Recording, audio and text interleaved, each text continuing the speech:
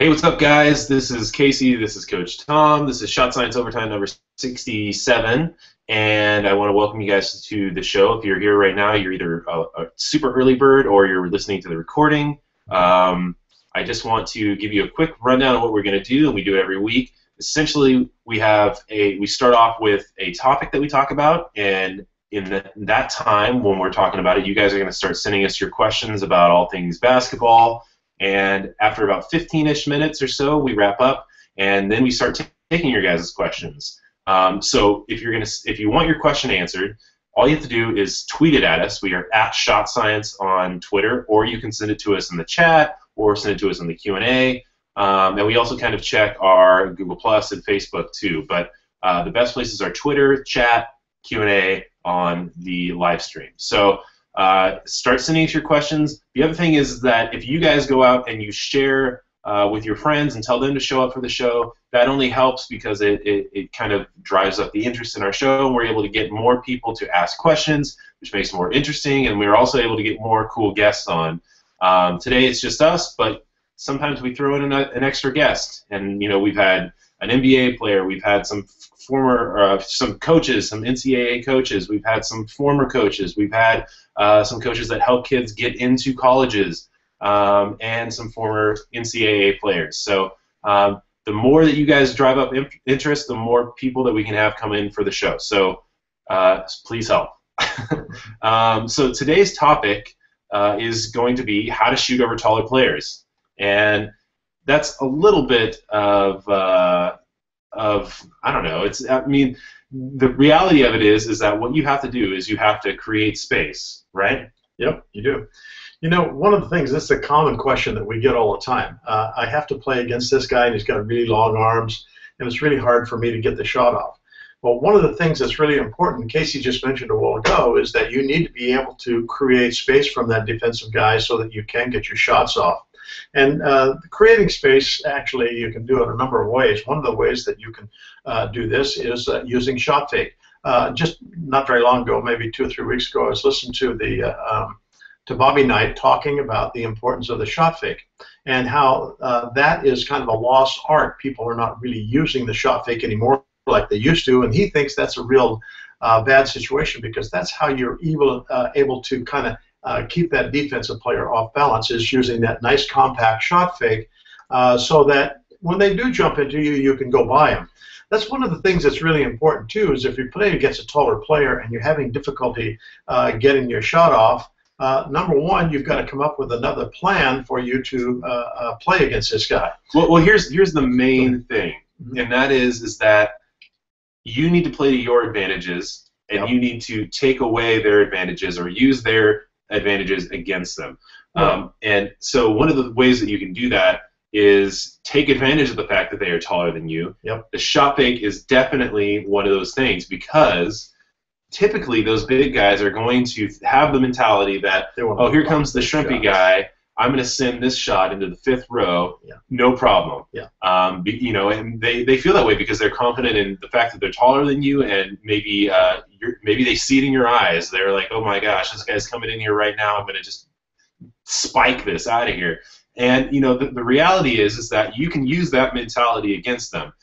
They're prepped to go up and swing as hard as they can at it. Use that and get in there. Give them one of those little tiny shot fakes, the little compact shot fakes. You can see how to do that in our shot fake tutorial, how to do a shot fake or something like that. I think that's what we call it, or fake them out of their shoes, I think is what we call it. Use that, get them up in the air, and then you can go up for the shot, and you can even get a little bit of body on them, and you can draw the foul and put the bucket in. Well, there's another side of this story too that's real important. There's another move. Or step through. There's another part of the another element that we could use very effectively, and that's the jab step. Not very many people really use the jab step, and it is really effective in getting that guy to back off. Not only get him to back off, but to get him to commit to one side and you can go the other. Shot fake, jab step, those are 2 things that are really important in helping you to create some space for the shot. But in the long run, what's most important is you shouldn't be trying to shoot over those taller players in the first place, because that's not a makeable shot possibly. And so, well, if it's the thing about it is, are you taking an open shot or a contested shot? yeah, if you're taking a contested shot, it's not a good shot. Contested shots are not good, even if the guy is the same height as you, smaller than you, whatever. Yep. Those are not great shots. A great shot is going to be one where you've created enough space where you can get it off without feeling flustered about defensive pressure. Right. And the way that you do that is through these little testing kind of maneuvers, like the shot fake or the jab step. And the thing is that you have to be ready to not only do the action of what those are trying to emulate, but also have the counter to those. So yeah. what I mean by that is that if you're jab stepping to one side and you jab step and the guy doesn't move, what you do is you go by him because you've given him the little bait and he hasn't taken it. So you go right by him and you get the shot in the paint. If he does go for it, that's when you pull back and you pull up for the shot because you've tested him and you've made him adjust, and now he's a step behind you and you can get the shot off typically. Right. Sometimes he might be able to close the ground and get the shot again. So you jab step, come back, pump fake, then he's going to go up in the air. He's 2 steps behind you now, and then you go by him and you get an open shot. And the same thing is true with the shot fake. You're trying to bait him, and if he doesn't go up on the shot fake, then you go up and you put the ball into the basket. Right. But if he goes up on the shot fake, then you've got him in the air and he's in trouble. You can either step through or put the ball up and get a body on. Yeah. The other thing that we could use too, that is really an effective move, you have to work on it quite a bit, but is to use the step back, where you attack that defender really hard, so they've got to turn and go with you, and then you step away from them, and that creates that space. Oftentimes you can get them to overrun you when you make that stop. We use a step back going to your strong hand, which we call a crack step back, which is a little dribble through the legs and step away from them. Those are effective tools. The step backs, in fact, step back and go is really an effective one as well. Another one that's really effective when you are attacking a big like that who's got really long arms is to attack him hard and then use the hesitation, pull the head back, look at the basket, and then they lock up and they look for the contest of the shot, and then you blow right by them. So there's different things that you can do to take advantage of those guys with those long wings who are contesting your shots all the time. Yeah, I mean, so the basic thing to think about is you want to create space, and the best way to do that is to get them off balance and to overcommit on something. Yeah, exactly. Overcommit is really a good word for that. Yeah, and so you can pitch out stuff like doing the jab step or the hesitation or the shot fake. And if you use those things effectively, you have to be able to sell them to do that. If you're able to sell them, then you can get them to do something that they weren't planning on doing or overcommitting. And then you have to have the counter to those, and you have to have those ready to go. Right. And the thing is that you probably are going to have to use a little bit of contact too, because if you're taking it to them, that's one way that you can really neutralize them if they're a bigger player. Right. Is that you take them, you take them and you go right at them, and you get a body on them, you get your body between the ball and them, and you go up strong and you focus on the finish. And they are going to foul you because they have the mentality in their head, oh, I'm bigger than this guy, I'm going to definitely swing at this. And if you get them into that situation, more times than not, they're going to get called for the foul. And when that happens, they get penalized, you don't.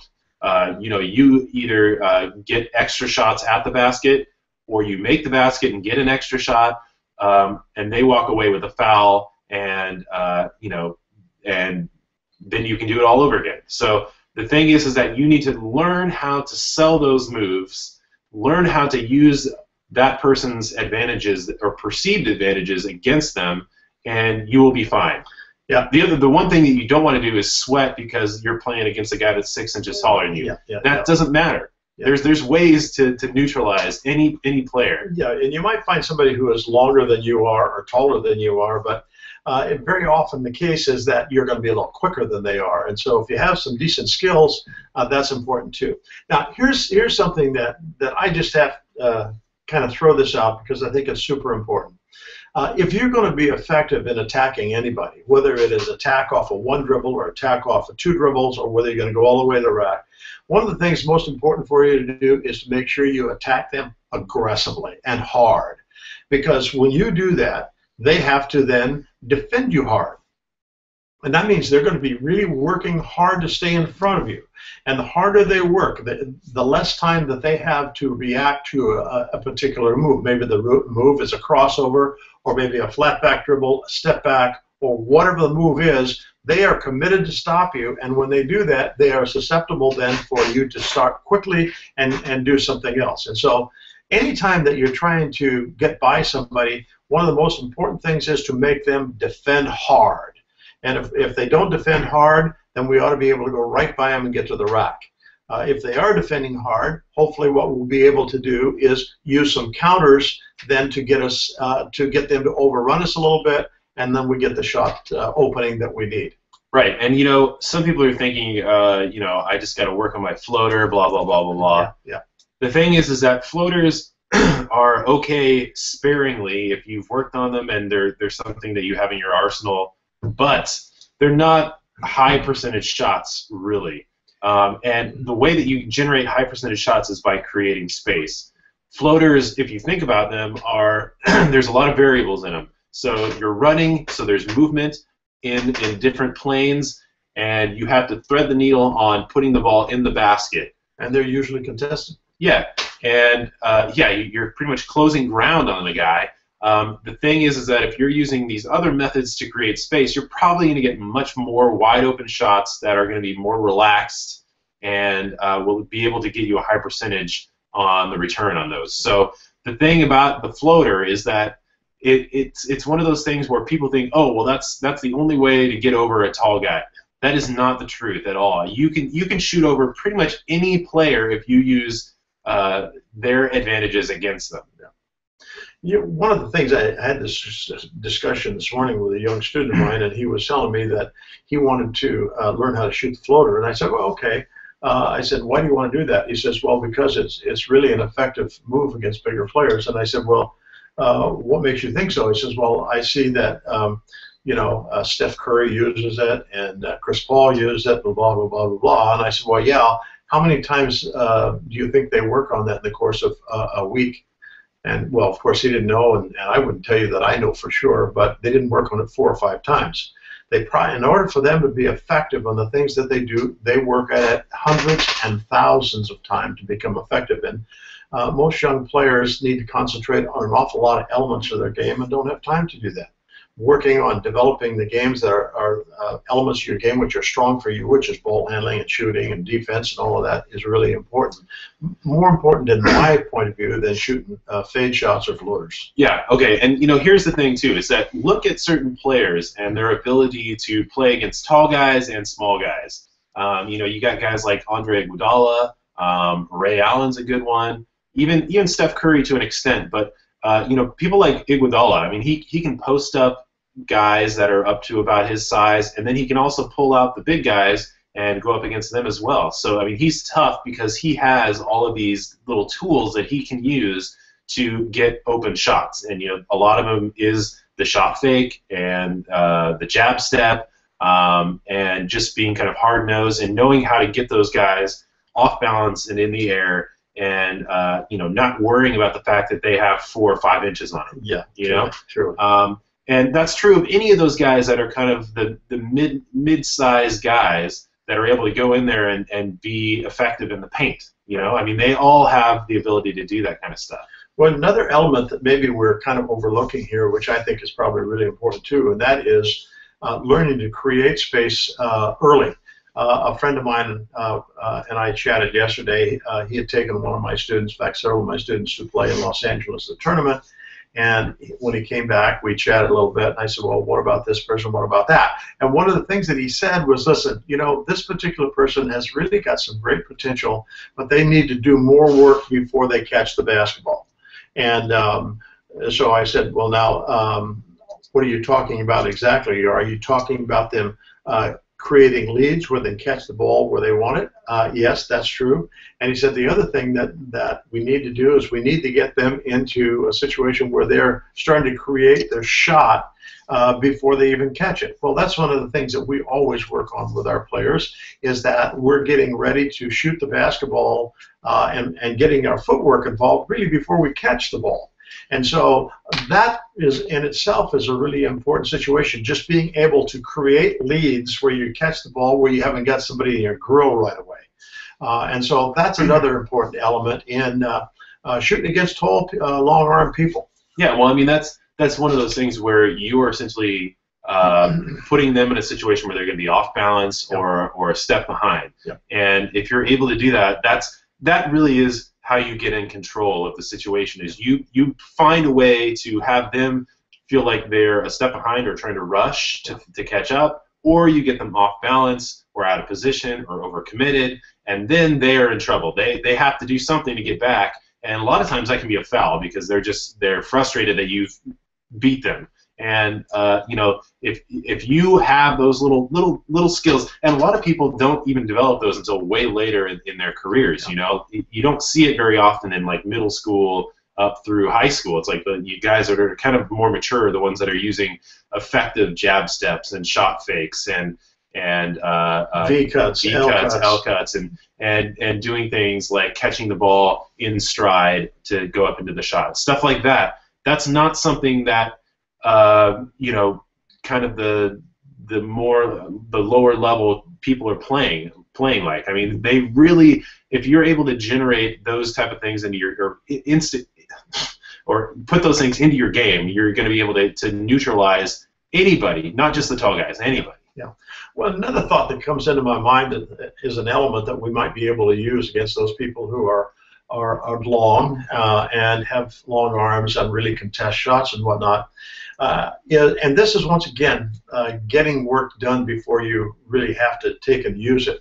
Get your work done early is kind of the statement I wanted to make there. But here it is. One of the things that is real effective is rip and go. You catch the ball from a player, and immediately you are stepping and taking the ball under the knees, and you're gone. And that defender is closing out, and it's really difficult for them to make a right turn and change, or a left turn and change, to keep up with you. And so the rip and go can be really effective. I don't know if we've done anything on that yet. No, but that's like a classic Michael Jordan move. Absolutely, and trying to guard that guy is like that's impossible. Okay, I mean, so that's an effective move for everybody. And the thing is that when you're doing that, you're going from one side of your body to the other, but typically that guy is going to try to reach in or something like that, and he'll either foul you because he's putting his hand into the box where you're swinging your arms through, and if he gets a hand on your arms, that's a foul. Right. Well, the one thing that's really important is that swing down about knee level. But it's super fast. Yeah, it's super fast, and you're swinging stepping down at the same time. You're swinging down low below the box, and he might reach in to try to pop it out or something like that. That's where he gets the foul. But he's probably going to commit too, and then you can take a step, long 1-and-1, and he's in trouble. Right. And so you're utilizing his momentum. Now here's the point that kind of goes along that as well. Probably every one of you that's watching today know defensively. If your man, or even if it's not your man, who makes a pass, let's say he makes a pass to the left side of the floor, your job is not to back up to play defense, but to jump in the direction of the pass. There's a couple of reasons for that. One of those is the fact that you do not want to allow the offensive player to cut across your face. One of the most effective part of basketball, and especially they've been playing probably this particular move since the first time they threw a ball to Peach Basket, and that is the give and go move, where I pass the ball to one player and then I cut hard to the basket and I want to cut right across my defensive guy's face. Well, defensively, that person should be thinking in terms of, I'm going to jump to the ball and I'm not going to let him go across my face. I'm going to make that really difficult and force him to go behind me.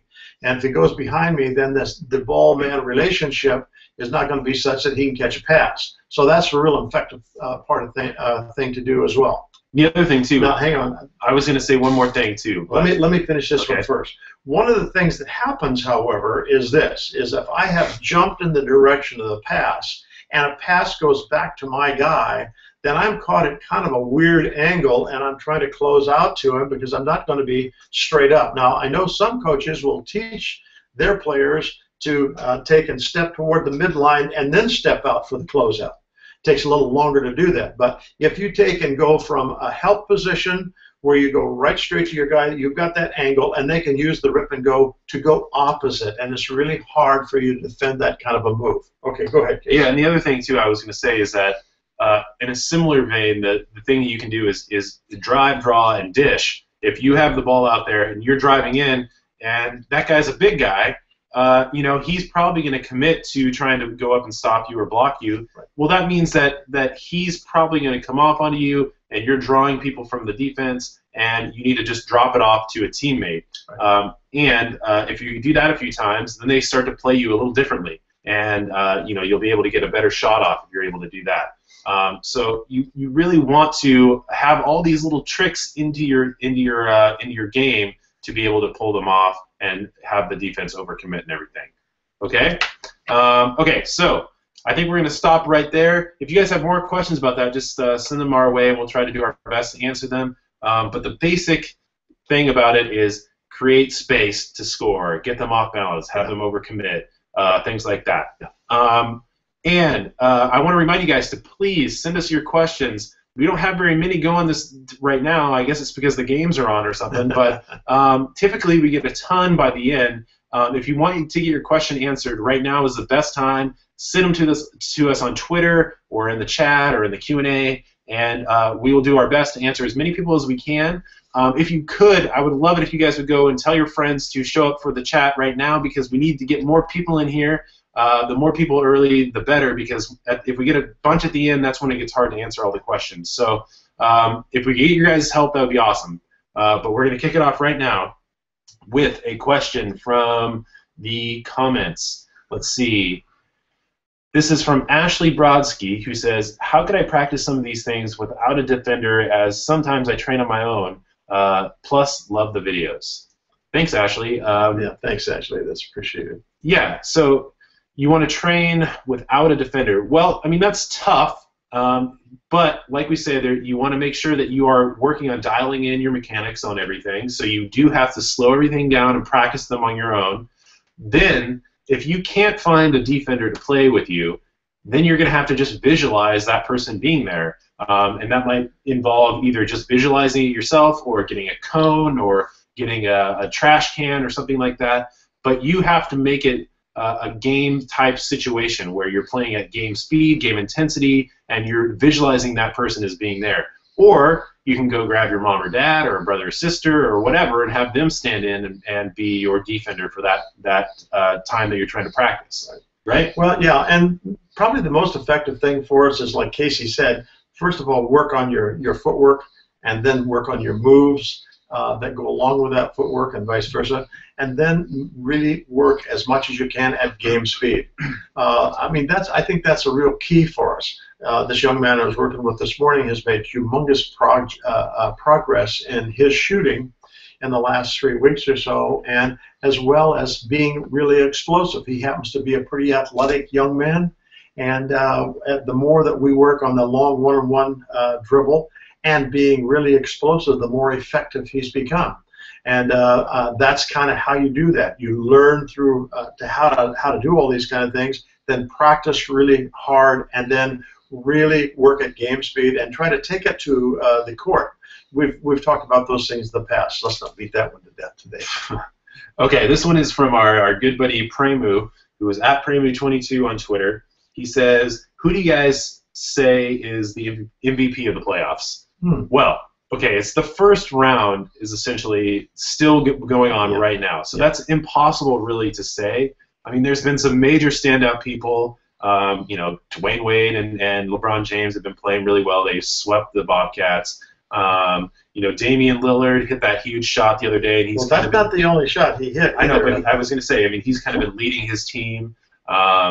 Let's see, you got guys like Kevin Durant has kind of turned it on the last couple games. Steph Curry's been real, but he's, they're out now, so probably not a chance for him to get it. But yeah, and I mean, there's so many players that have been standouts. It's hard to know in the first round. It's You know, I guess you could say like Chris Paul has really turned it on the last few games. And you know, of course, you got DeAndre and Blake are playing a lot better right now than they were for a stretch there when all the Sterling stuff was going on. But I mean, it's tough to say who's playing the best right now. I think in the next couple rounds, you're going to see probably some people that are going to start to shine. And you know, I think Kevin Durant is really he got a fire lit under him the other day, and he's kind of been playing you know, like a steamroller. So you know, I don't know. I guess we'll find out. But that's a question to ask us in a few weeks what we think. Okay. Let's see. This one is from Papus at Papus8bit. Will you guys be doing more on-court demonstrations? Yes. We have a bunch of stuff filmed, and we're just trying to edit everything together and get it out to you guys. So it takes a lot of time to do that editing and make it come out like we want it to be, and so it just takes time to do that. Yeah, and we have a bunch of stuff that we have filmed with the Warriors, or the Santa Cruz Warriors, and you know, some stuff that we filmed with Rachel Demita and the Professor. So you know, keep an eye out for that stuff, and make sure you subscribe and get your friends to subscribe, and we'll get that out as soon as we can. Let's see, and we have a bunch of stuff planned too, so stick around. This was from Yassine Ayubi, who says, "Why am I always getting blocked?" Well, that probably has a little bit to do with what we talked about earlier, but you know, some of it is that you know, maybe you're just trying to go up straight without trying to get those people off balance or create space. Creating space is a huge thing when you're trying not to get blocked, for sure. But you know, use things like shot fakes, get them up in the air, jump into their body, get some contact, get the foul, and put the ball in. Or create space by using things like the jab step, the step back, you know, whatever you can do to create more space so that they can't close the space to block you, really. If you're getting blocked, you probably are taking shots that are not contested. And that's not shots you should be taking. Oftentimes, young players have a tendency to do that. They want to get the shot off no matter what the situation is, and as a result, they put themselves in a situation where the defender can just kind of dominate them. Yeah. And so what you need to do is to learn how to, like Casey talking about, create space and create opening for yourself to shoot the basketball. And if you're being contested like that, you are not open, and probably what's going to happen is you're going to be unsuccessful or blocked. Well, then Yassine says, what if it's Serge Ibaka? Well, same situation. It doesn't matter who it is. You have to create space, and it's got to be enough to where Serge can't close the ground. Exactly right. Or anybody for that matter. Yeah. Yeah. So I mean, it might be a situation where you have to kind of figure out what the limitations are too. If you're playing somebody like Serge Ibaka, who is close to 7 feet tall and can jump out of the gym, you're probably not going to be able to be 5'8" and take him down into the post, use a shot fake and get him in the air. That's probably not going to happen. You'd probably have to pull him out along the perimeter and use some stuff like the jab step or the shot fake on the perimeter. Try to get him off balance and in the air, and be able to neutralize him that way. But you probably want to be a player at his level if you're going to be doing that kind of stuff. Truly. It's not going to be easy to be you know, a sophomore in high school and go up against a guy like that. He is an athletic freak for sure. Yeah. Okay, so let's move on. This one is from KiwiZX, who asks, how often to practice shooting? I'm busy and can't always get on the court. Okay, when we talk about shooting, we talk a lot about consistency. And if you're trying to have a consistent shot, you have to put in the consistent practice, right? Exactly right, yeah. So one of the things that we always get asked is, you know, how often do I have to practice? How much do I have to practice? You need to put in as much as you need to put in to get the results that you want. Sure. So, you know, typically the thing that you don't want to do is go, okay, I'm going to shoot 6 or 7 hours on Sunday, and that'll do it for my weekly shooting needs. That's not going to be great, because then Thursday rolls around and you haven't shot for 4 days. Yeah. And so what happens is that your mechanics start to break down. What you should try to do, and it says that you have limited time, is try to get 15, 20 minutes a day, whatever you can squeeze in every single day if you can, and that will make you a consistent shooter. And this is diligent practice. This isn't just like shoot around casual stuff. This is like you're getting in there and you're putting in the work. So you need to make sure that you are actually getting as often as possible, because if you're shooting Monday, Tuesday, Wednesday, Thursday, Friday, Saturday, Sunday, and you have to go to play a game on Wednesday, you've practiced the day before and you're ready to go, and you practice the day before that, you have everything lined up to make you a consistent shooter. Yeah, one of the things I note here, you say, I'm busy and can't always get to a court. Well, you know, one of the things, no matter what your schedule is, if you want to get better, you've got to find the time to do it. Yeah. And, you know, if you're busy, then maybe you need to rearrange your schedule somewhere or another so that you can work on getting in even 15 minutes of shooting. And one of the things that's really important is not just going out and shooting around. What you should do is when you go to shoot and you're shooting for, let's say you're shooting for 45 minutes, the first 15 minutes ought to be nothing but just form shooting. And then after that, you can move into shooting off the dribble, shooting off the catch, starting in fairly close, maybe 12, 14 feet, and then kind of gradually moving out. But the thing is that if you're going to be very good, you've got to find the time to do it. It's not just going to be magically, you know, here's a magic wand and now you can shoot, and it doesn't work like that. Yeah, well, I mean, it's not like Ray Allen just casually thinks, well, I want to be a great shooter or a great basketball player, but I'm super busy. Yeah. I mean, the thing is that he knew what he wanted. He put in the time and the work and the effort. And he's still putting in the time, too. Yeah, and, you know, if it's not your passion, you know, maybe that's something that you need to prioritize differently. Yeah. And, you know, if it is your passion, then you have to figure out a way to make it work in your life. And, you know, that might mean that you have to get up earlier in the morning and go work out in the morning, or, you know, maybe you have to change your priorities when it comes to some other hobby that you have. I don't know. Or maybe you have a family time or something like that. Well, involve your family in your practice or something. You just got to make it work, be creative, and, you know, you can make it happen. It's something that you just have to be consistent about with anything. It's, you know, it's like you know, guitar. You could, if you pick up the guitar once a month, you can't expect to go out and play you know, like Mozart you know, anytime that somebody calls on you. I mean, it just doesn't happen. You have to be playing that consistently every day and putting in the hard, diligent work for that. Right. Okay, next question. And if you guys could, go out and tell your friends to join the chat. We need more people. And more questions. Okay, this one is from Brian Shaw. He says, what is the easiest way to dribble around big men? Easiest way is this, and I know you'll agree, is to not go east-west. It is to go north-south. So you are taking steps towards the target, towards the basket, instead of looping out and around. These are very direct steps. If you're taking long looping steps, what happens is that you're giving that person an opportunity to catch up with you and shut down your lane to the basket. Right. Well, and the north-south terminology kind of means this, is that you're going to take the shortest distance you can to the basket, which means typically that you're going to go hip-to-hip with that defender. That means you're going to get right in close. And, you know, one of the things that I often talk about with students is this, is are you afraid to make contact when you attack the basket? And it's amazing how many of you say, I don't like that. Well, if you don't like contact, then probably you should be playing something else, maybe ping pong or something. Basketball has become, when I was a young man playing, you know, the officials did not allow you to have much contact at all. But as the game has evolved over a whole bunch of years, it has become much more of a physical contest, and it's one where there is a lot of body contact.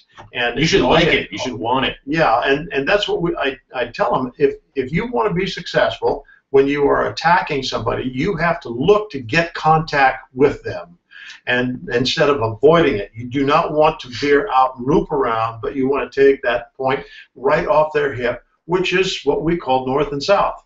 And you want to take it with a long, what we call the long one-on-one. And if you check out our video on that, you'll understand what it is and why it is.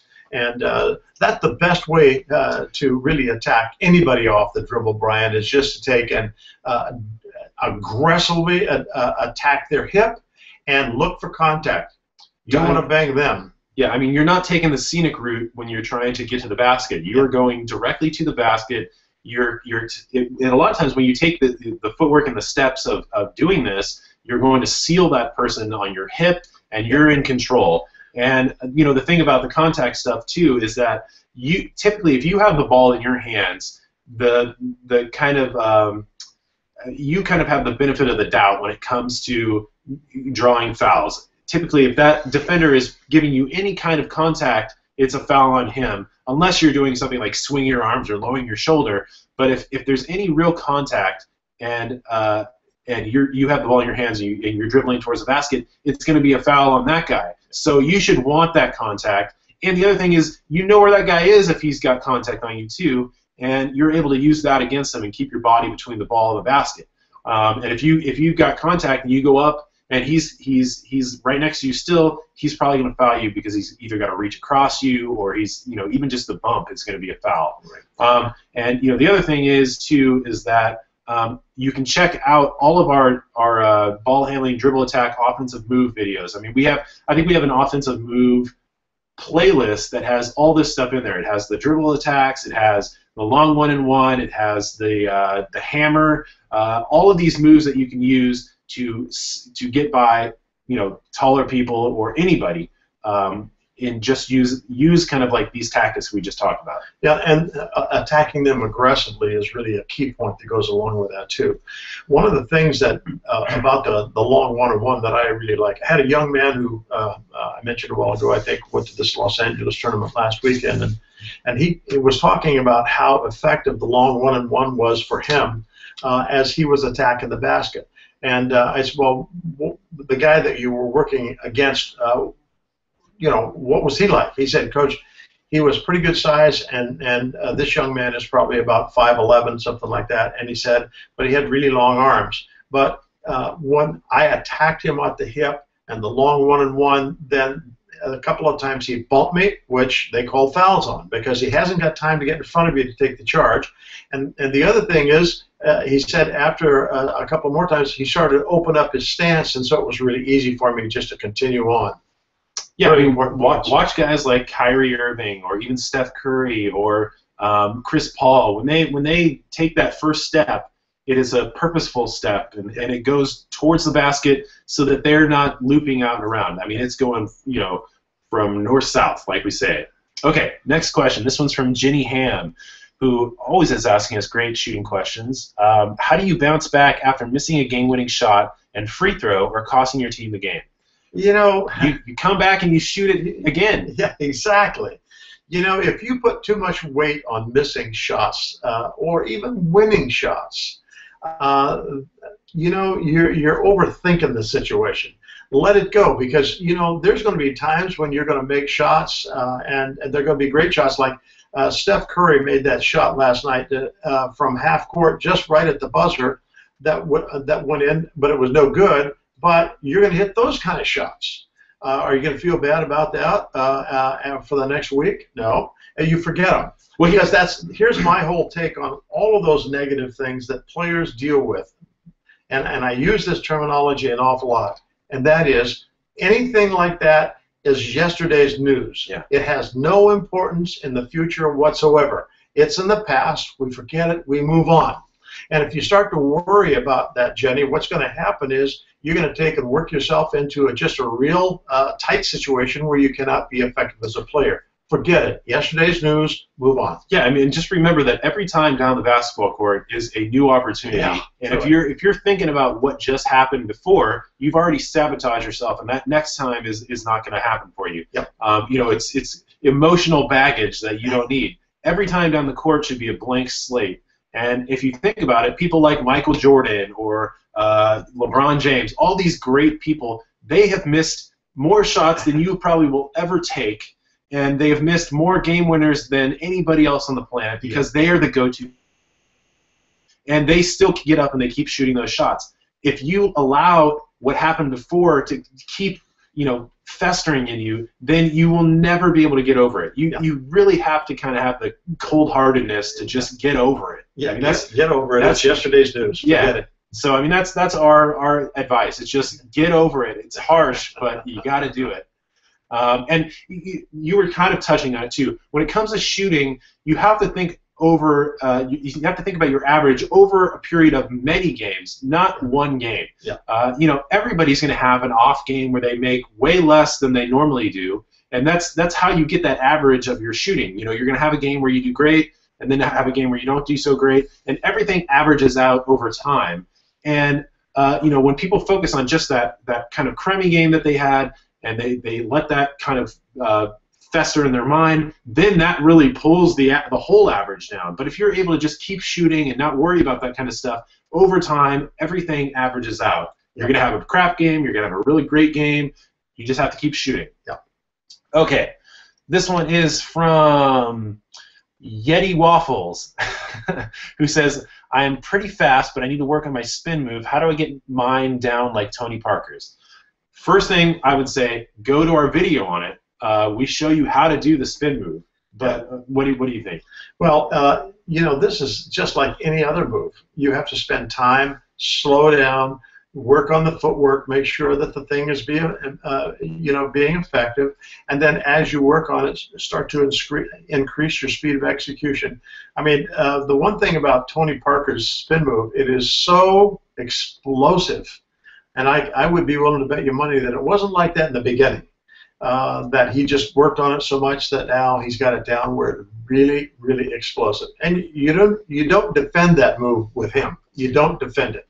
Well, he sets it up. He executes just explosively. There are a few things to keep in mind, though. One is that you want to stay low the entire time. If you're popping up or whatever, that takes time and it slows you down. It gets you off balance because it moves your center of gravity. If you stay low, you're going to be able to keep it much faster. And keep the ball low, too. Keep the ball low, too. And there's kind of two different kinds of spin moves, especially if you watch Tony Parker doing it. One is where he gathers up the ball and then he goes right up into the shot or layup.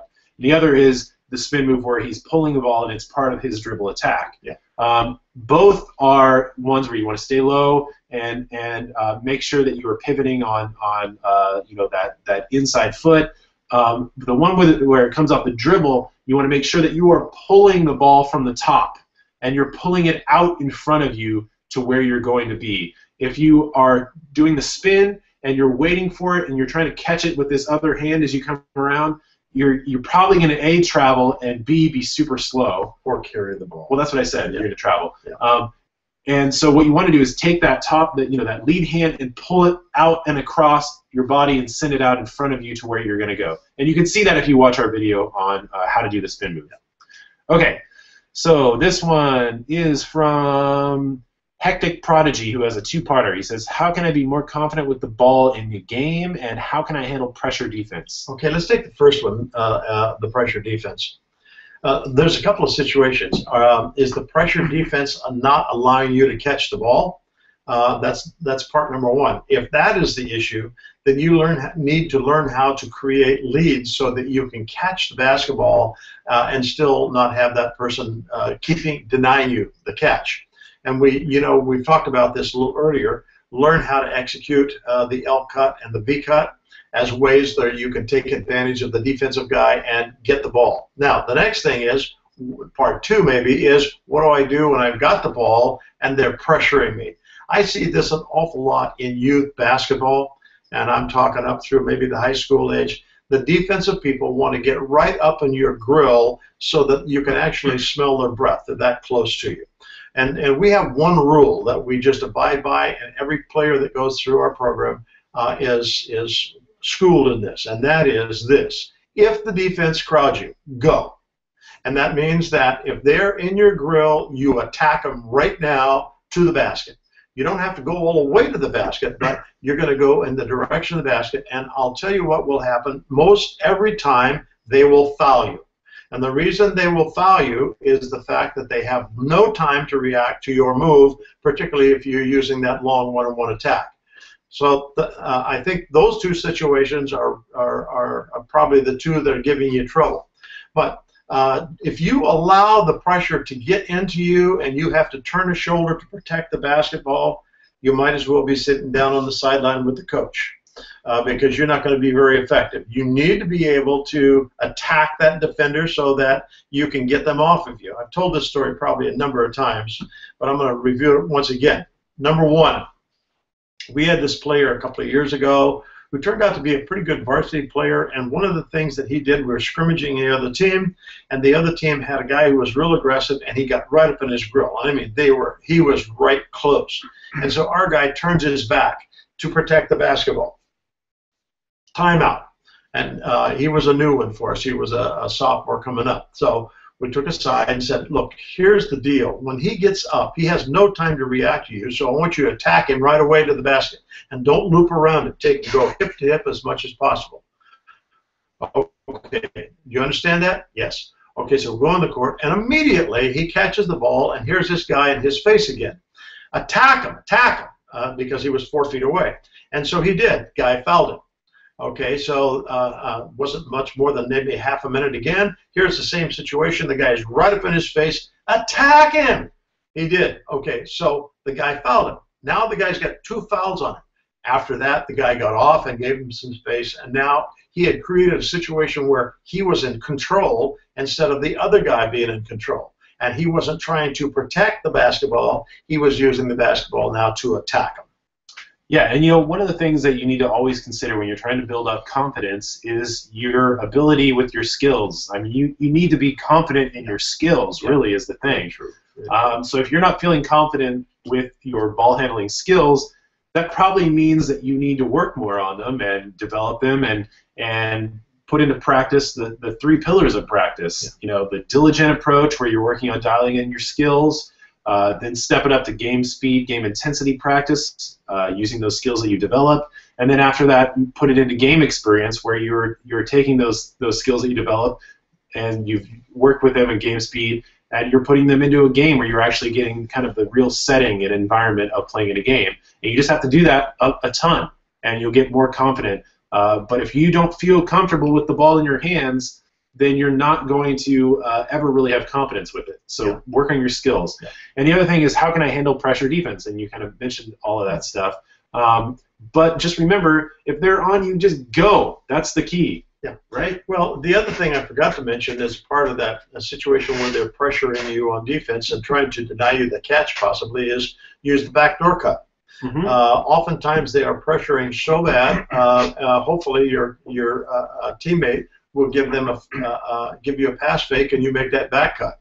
And oftentimes you can get the ball to you because they're overplaying the basketball. So don't be afraid to do that kind of stuff either. Yeah, well, and it goes back to what we were talking about before about playing against taller players and stuff, is that use what they're doing against them. Right. And if they're overplaying you, there are so many little ways that you can use that to your advantage. And you talked about doing the backdoor or doing the L cut or using things like shot fakes or jab steps. I mean, you can use all of those things against that person because they are essentially taking a risk by playing you like that. And if you are going to get all flustered and not know what to do, then they have put you in the position that they wanted to put you in. Yeah. If you are cool and calm about it and you're using these little tricks to either bait them or get them out of position or overcommitted, then you are in control, and you can put them in exactly the place where they didn't want to be. So that's kind of what you have to work on developing, right? True. Okay. Here is one from, well, let's do this one first. All right. This one is from Matthias Telefidel Moen. Oh, man, I butchered that all over the place. But let's see. Matthias, this one, he says, I play one-on-one with my friends often. They are taller than me, but how do I shoot over them? They just block me and smash the ball out of my hands. So we talked about that multiple times today. There are tricks that you can use. And the main key is to create space. So get them with a shot fake, jab step, go inside and get some contact on them, long one-and-one. I mean, there's a ton of stuff. Go back and review the early part of the program today, and we would discuss that at some length. Yeah. Let's see. Which one did you want to look at? Alan. Okay, this one's from Alan Nguyen in the chat. He says, also it seems as when I'm practicing I knock down my shots, but in games I seem to miss a lot. Okay, all right. This is one we probably answer every week as well, but let me. We also have a video for it. Yeah, we do. All right, listen. One of the things that happens to us is that we spend so much time practice speed shooting, where we're not really under any pressure. We're just kind of going through the motions and having a good time and stroking, and we make some, we miss some. We're not too worried about that. But the thing that's really important for you or any player is this, is that you need to, in order to become a consistent shooter, you need to take and practice at game speed. And, you know, one of the things that we never think about when we're shooting in practice is this, is that in a game, we have to deal with fatigue. We have to deal with the speed of the game. We have to take and deal with the fact there's people trying to keep us from scoring. And all of those things are important for us to learn how to deal with. And when we are constantly at a practice at slow speed, with none of those elements being present, then we can be pretty effective. But then we get into a situation where the intensity of the game is really fast, and we're not used to that. We're not used to being really fatigued. And so all of that affects our effectiveness as shooters. So you have to be able to shoot under those conditions. Well, it's like this. Think about it. If you are a singer and you go in and you practice your singing every day in the shower, and then all of a sudden they want you to go to Carnegie Hall the next day, and you have to step out there and play in front of thousands and thousands of people. I mean, you probably aren't going to be super great at that because you've never been in that situation. Exactly. So the same thing is true with basketball. Do you think that Ray Allen goes out there every day and just kind of casually flips the ball around, puts up a few shots, does some half quarters and some behind the backs, and is very casual about it? I can guarantee you he never does that. When he goes out there, he's getting in some diligent shots where he's probably working on his form, using something like the form shooting drill. Yep. And then he's stepping it up and he's doing game speed practice, game intensity practice, where everything is at the speed of the game. He might even have a defender thrown in there, and he's getting as many very quality repetitions as he can. At game speed. Yeah. At game speed. And and then he applies it to playing in the game, and if you do that consistently, you're able to generate consistency across when you actually get into games, and you're able to have that there for you all the time. But if you're just going out there and casually flipping the ball around and joking around, I mean, that's not really the way to get things done. No, that's not the way the game of basketball is played, and you have to take and mimic the way the game is played in your practice to be effective. Yeah. Okay, lightning round, all of this stuff. Let's see. This one is from Cameron Schull in the Q&A. He says, how can you get better at dribbling with your weaker hand? You just got to use it and get in those diligent repetitions, like we always say. We have a video on it, too, called How to Develop Your Weaker Hand. I think you can go to our channel page, and it's at the bottom, and there's a playlist of that video and then a whole bunch of drills that you can use to do it. But the fact of the matter is that you have to use that hand, and remember that you had to develop your strong hand, and that one was kind of innervated to be able to be better than this hand, and it's going to take more work to get your weaker hand or your off hand up to the level of your stronger hand. Yep. Because this one's going to be a little wonky, so you have to work with it. But it gets better immediately once you start working on it. Consistently, too. Yeah, it does. Okay, so lightning round. Remember, these are short answers. Okay. Let's see. We're going to go down here. This one is from British Baller. This is from a while ago, but he said, I used to have a really ugly shot. Now I'm working hard to get all of my mechanics right, and I keep coming up short. I have never had this problem before. Please help. Okay, probably. There's probably two reasons. Yeah, one of the things you need to do is take a look at our video on, let's see, make the three-pointer, get your legs into it, because that's usually a problem for people when they're shooting three-pointers, is they are not really connecting the leg power to their stroke.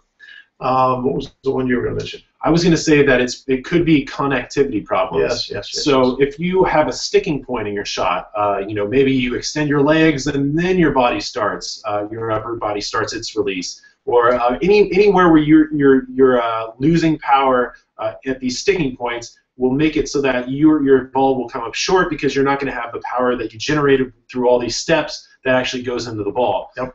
So if you watch somebody like Steph Curry, everything from his feet up through his release, up into his flop on his release is all connected. It's all one motion. And if you're able to generate all of that motion and without any sticking points, you will have all the power that you need to from your lower body transfer it up into your shot. You know, watch that movie, Make the Three-Pointer, Get Your Legs Into It.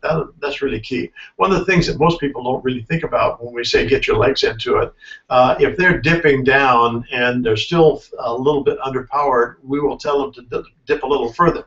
And the truth is that you only Not have dip, but well, yeah, you've got to move, flex down a little bit further. Yeah, you flex down a little bit further, maybe 3 or 4 inches. It's incredible how much more power you pick up when you just about that much. It's not very much. And make sure you're not flat-footed either. That's one of the other ways. It's like you need to be athletically poised on the balls of your feet, because that's where you're able to kind of generate some of that power. If you're just going off flat feet, that's not great. Yeah. Okay, remember, lightning round. Let's see. This is from Alan Nguyen. He says, how can I improve my range? Best way to do it is to use the form shooting drill, master the close-in shots, and take a step back. And do that progressively. You're trying to work from close in and develop your mechanics at each spot out so that you don't lose it as you move further back. One of the things that happens to us when we take it from short range, move out to mid range or long range, is that we're underpowered on the shot. And so what we try to do is then we start to compensate for the lack of power by racking our shoulders and shooting the ball harder with our arms, which causes the ball to be off target. What you need to do is learn how to get those legs into it, and that will really make a difference for you in your range. Yeah, and Hannah Fisher asked, how do you get your three-pointers consistent? Same thing. Use the form shooting drill to work your way back. You will have the mechanics set in place, and then just have consistent practice, and you will be on your way. Yep. Let's see. This one is from Joshua Gamerzone. He says, how can I improve my three-pointer if I can't shoot far enough or shoot too far? How can I learn to control something? That's the exact same stuff. Yes, it is. You need to work progressively back, not just shoot a couple of 5-footers and then move back to 20 feet and shoot the three-pointer. Well, and there's even more of a reality there than that. And this is the reality. Maybe you're not ready to shoot three-pointers yet. And it's okay for you to shoot that. You know, most people don't have any idea how far out the three-point line is in the way of a measurement. It's 19 feet 9 inches. But, you know, there's nothing wrong with shooting 17, 16, 15-foot shots. There's nothing wrong with that. Well, and here's the thing about it, too, is that you also get a feel for what it feels like to actually shoot at that distance. And, you know, if you're just going from 5 feet back to 20 feet, that's not something where you have worked on gauging how that feels, what the distance is, and you know, you haven't put the repetitions in. Right. And now BD Champ there, I think is that BDP Champ. He's essentially kind of asking the same question. I lose shooting form when I shoot threes. You know why? Because you don't get your legs into it. You're trying to muscle with the upper body.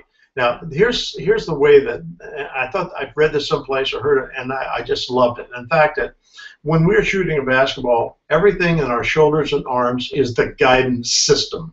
That includes the eyes and the brain.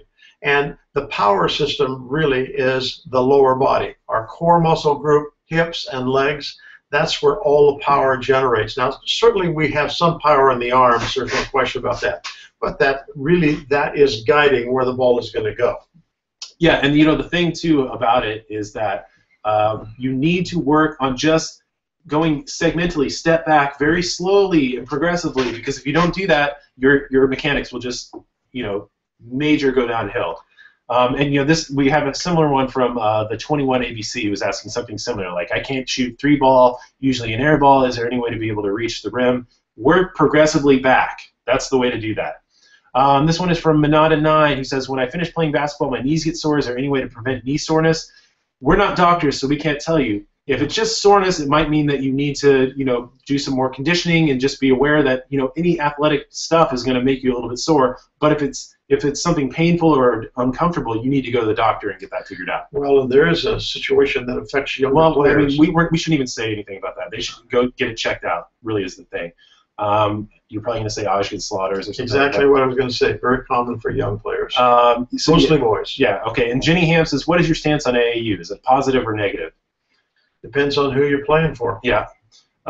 You know, there's a lot of people that take advantage of young players and young kids, and you know, then there's some really great people that will help you develop your game and also help you in getting the best academic situation and the best athletic situation. It really depends on the people in the organization. Well, if you're not connected with one of those and you're thinking about getting connected, make sure that you investigate and find out all you can about the coach. Yeah, I mean they should have references, and you should be able to find people that have played for them that aren't ones that they even suggest, and find out what those people think about that organization and stuff. Okay, so let's go blast through these really quickly. Oh man, let's take 2 more questions. This one is from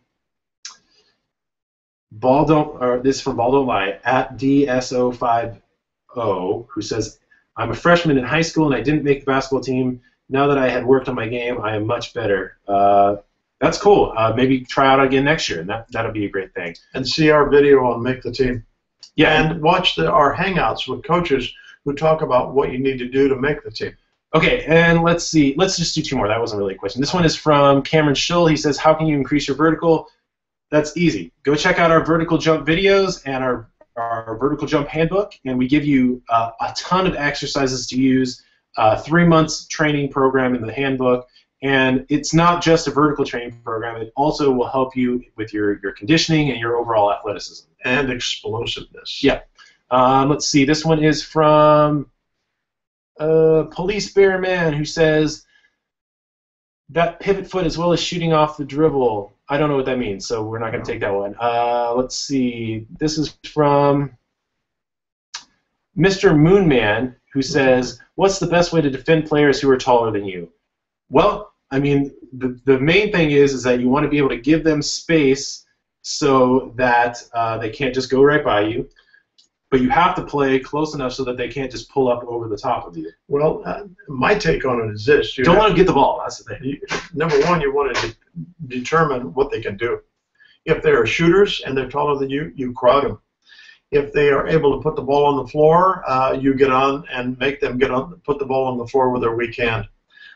You kind of have to determine what it is that they can do and what they can't do as well, and force them to what they can't do as a way to help control them as players. Yeah, I mean, the biggest thing, though, is don't let them catch the ball. That's like if they can't catch the ball, then they're in trouble. Can't do anything then. Yeah.